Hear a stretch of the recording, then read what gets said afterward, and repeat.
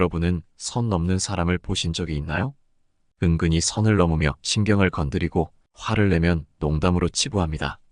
게다가 선 넘는 행동에 반응하지 않으면 약한 사람이라고 얕보고 무시하며 괴롭힙니다.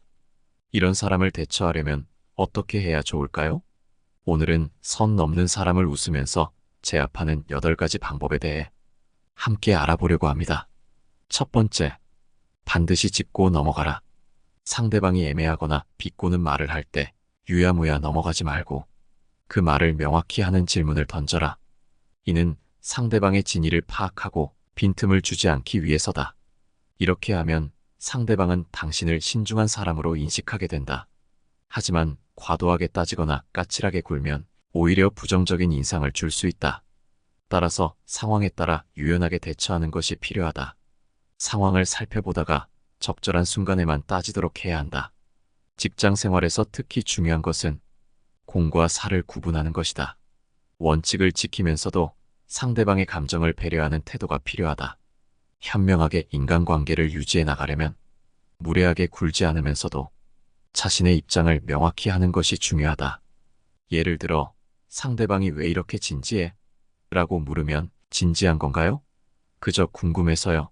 라고 답하는 것이 좋다. 이렇게 하면 상대방은 당신을 함부로 대하기 어려운 사람, 능력 있고 당당한 사람으로 보게 된다. 마지막으로 상대방의 말을 바로잡고 싶을 때는 조급하지 않고 신중하게 접근해야 한다. 상대의 감정을 상하게 하지 않으면서도 자신의 입장을 명확히 전달하는 것에 집중하라. 이렇게 하면 불필요한 갈등을 피하고 원활한 소통을 할 수 있다. 인간관계를 긍정적으로 유지하기 위해서는 무례하지 않은 태도가 필수적이다. 두 번째, 무례함을 그냥 넘어가지 마라. 무례한 행동을 그냥 넘어가면 지금은 편할지 모르지만 나중에는 더 큰 무례를 당할 수 있다. 처음에는 상대방의 작은 무례를 실수라 생각하고 넘어갈 수 있다. 하지만 그럴 때마다 상대방은 더 큰 무례를 저지를 수 있다. 이런 무례함이 반복되면 점점 기분이 나빠지고 안 좋은 감정을 숨기기 어렵다. 별거 아닌 무례함일지라도 분명히 해두지 않으면 위험하다. 만약 내가 무례를 당해도 반응하지 않으면 상대는 내가 약하다고 생각하고 더 무례하게 행동할 수 있다. 이러한 상황을 방지하기 위해서는 처음부터 단호하게 대응하는 것이 중요하다. 유머나 재치로도 충분히 대응할 수 있다. 예를 들어 누군가 무례한 말을 하면 상처 주네라고 유머 있게 반격할 수 있다. 이렇게 하면 분위기를 망치지 않으면서도 무례한 행동을 막을 수 있다. 이렇게 유머를 사용하면 상대도 당황하고 더 이상 무례한 행동을 하지 않게 된다. 우리는 일상에서 다양한 사람들을 만나게 된다.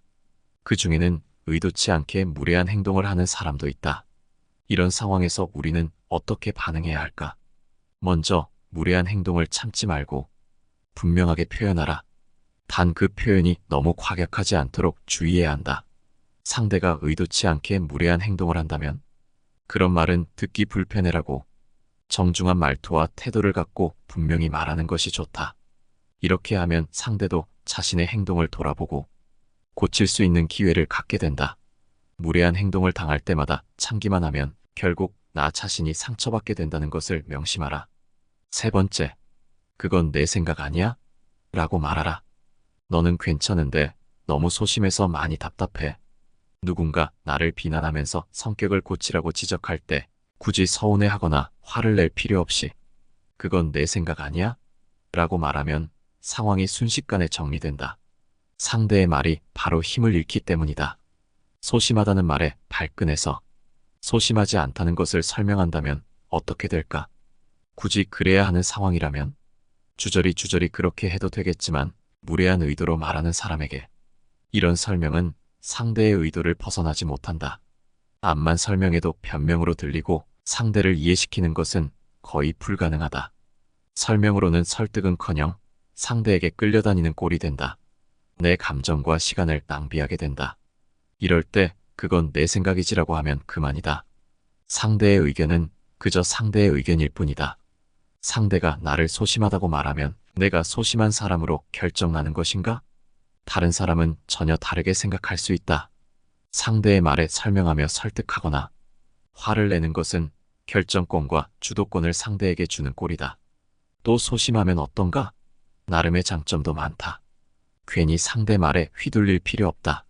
상대방의 생각일 뿐이라고 생각하면 그 비난은 허공에 흩뿌려져 사라진다. 너는 너무 신경질적이야. 너는 실패했어. 이건 상식이야 라는 말에 그건 그냥 내 생각이잖아 라는 대답은 선 넘는 사람으로부터 오는 영향을 한순간에 물거품으로 만든다. 심지어 너나 잘해라는 의미도 내포하고 있다. 자기 의견을 밀어붙이려는 사람에게 자신을 이해시키려고 애쓰고 부인하느라 귀찮고 번거로움을 느꼈다면 이렇게 말하는 것만으로도 상대의 공격력을 무력화하고 상대를 제압하는 효과가 있을 것이다. 타인의 시선으로부터 자유로워지고 자신감을 높이는 효과도 있다. 자신을 방어하고자 하는 본능적인 반응은 인간의 자연스러운 성격인 것이다. 그러나 모든 비난에 일일이 대응하고 설명하려 들면 결국 자신을 더 깊은 혼란 속으로 빠뜨릴 뿐이다. 우리의 에너지를 소모시키고 타인의 의견에 휘둘리는 결과를 초래할 뿐이다. 이럴 때 그건 내 생각일 뿐이야 라는 말은 단순하면서도 강력한 방패가 된다.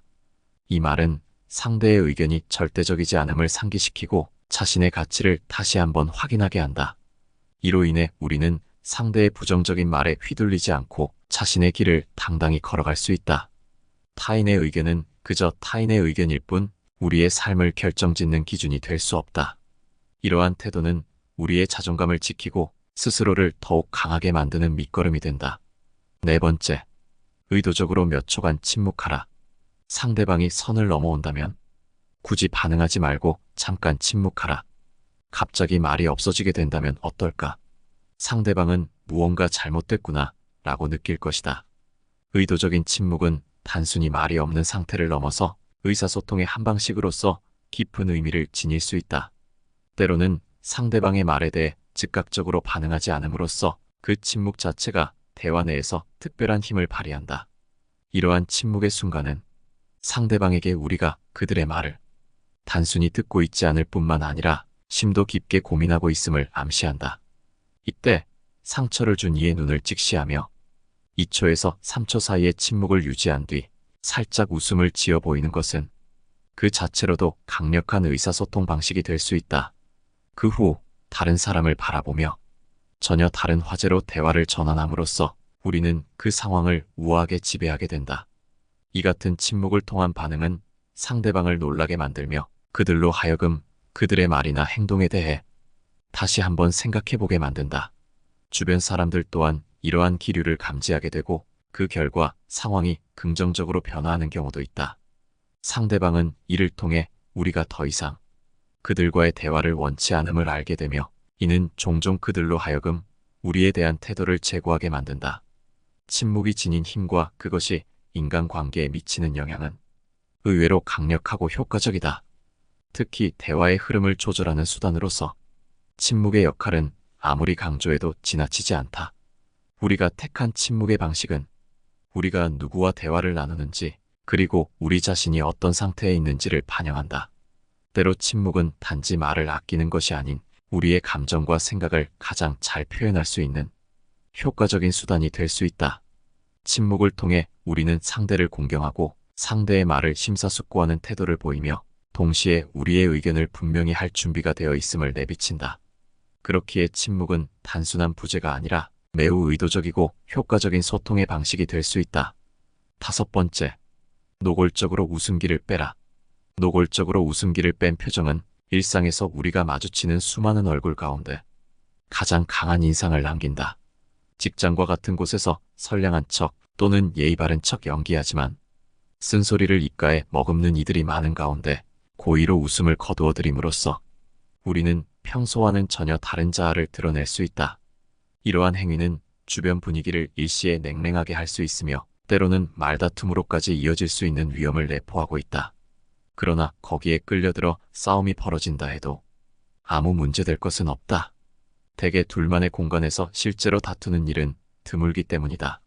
이처럼 표정에서 웃음기를 지워버리는 행위는 강력한 메시지를 전달할 수 있다. 상대방이 어떤 말을 하든지 우리의 반응은 그들의 기대와는 달리 차갑게 돌아올 수 있다. 이는 상대방에게 우리가 그들의 무례를 더는 가볍게 여기지 않으며 지금 이 순간 그들의 태도나 발언에 동의하지 않음을 명확히 나타낼 수 있다. 그 얼핏 보기에 비정한 듯한 표정 뒤에는 심오한 뜻이 숨겨져 있으며 상대방을 위축되게 만드는 효과가 있다. 불필요한 다툼을 피하고자 할 때 이러한 접근법은 어떤 상황에서도 원칙을 지키면서 상대방에게 우리의 불만이나 거부감을 표현할 수 있는 방법이 될 수 있다. 무엇보다 상대방에게 당황스러움을 주면서도 스스로는 차분함을 유지하는 것이 중요하다. 이는 상황을 주도적으로 통제하고 함부로 발언할 수 없게 만든다. 웃음기를 지우는 단순한 행동 하나가 상대방에게 무언의 압력으로 작용하며 그로 인해 우리는 어떤 상황에서도 당당히 맞설 수 있는 힘을 얻는다. 결국 이는 우리 자신의 기준과 원칙을 단단히 지키면서도 내부적으로는 유연함을 갖추는 데 도움이 된다. 6번째, 맞는 말로 반박하라. 상대방이 계속해서 선을 넘는다면 우리는 어쩔 줄 몰라 하며 속상해할 수도 있고 인간관계를 유지하기 위해 참을 수도 있다.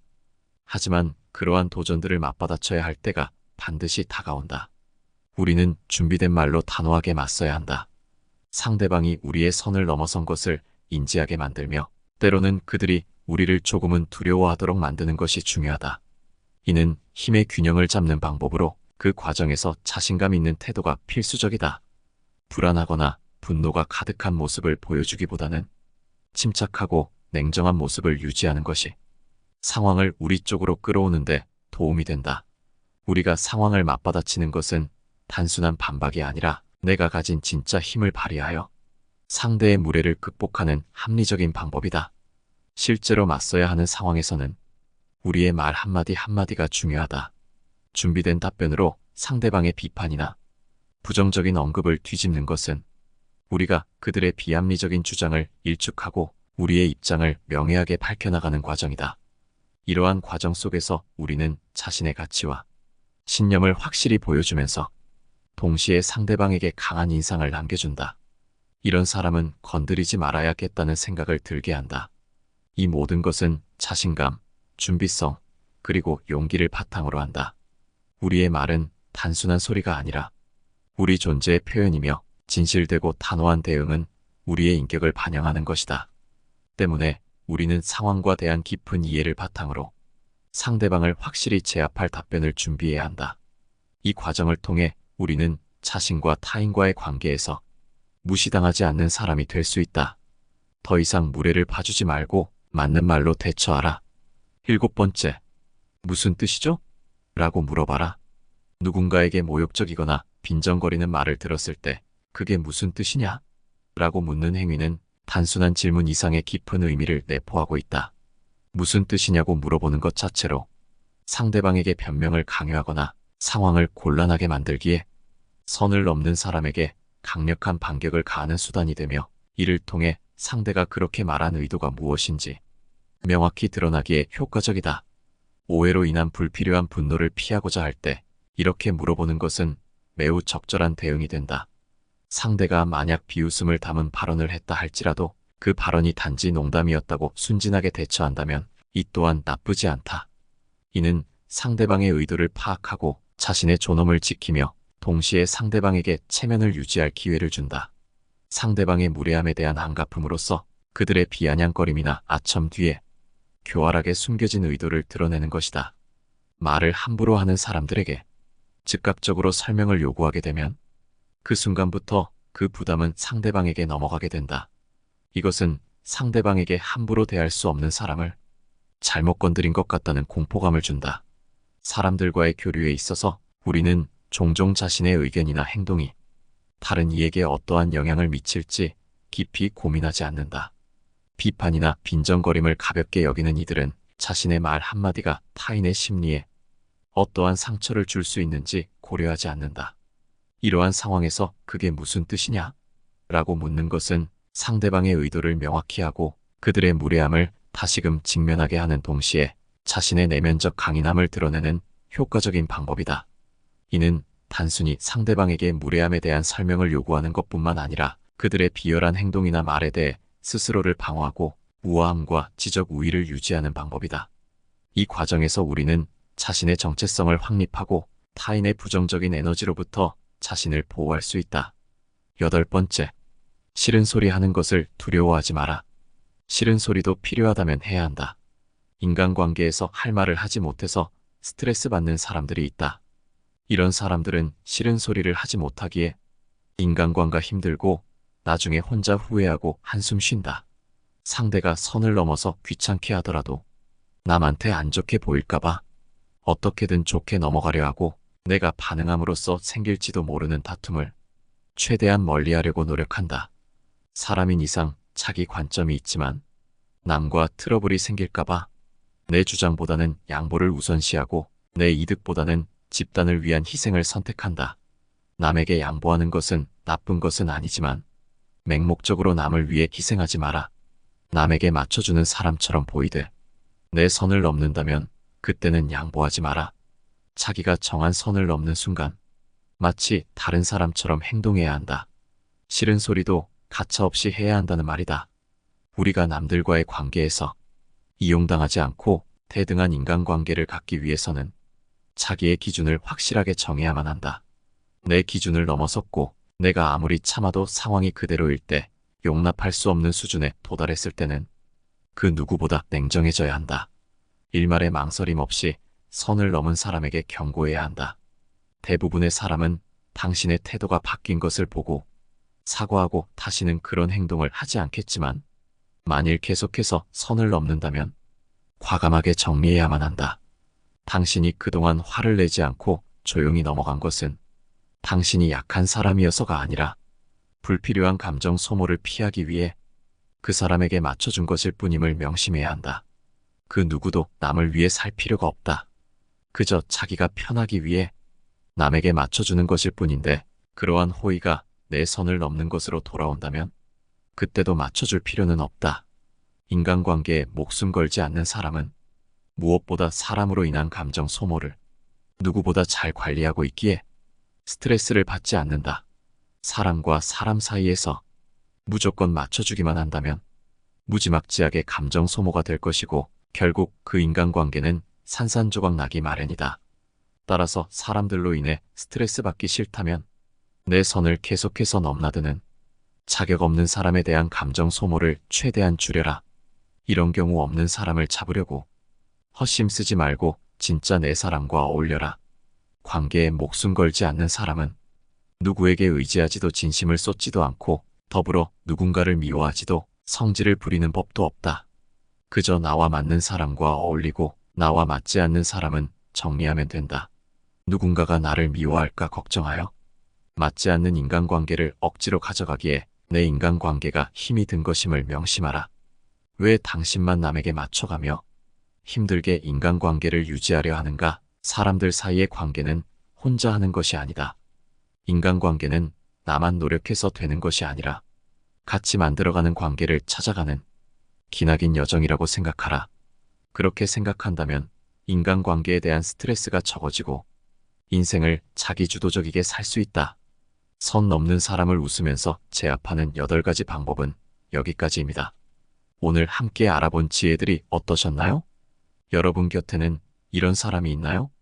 여러분의 인간관계에 큰 도움이 되는 지혜였기를 바라며 소중한 의견이 있으시다면 댓글로 남겨주시면 감사하겠습니다.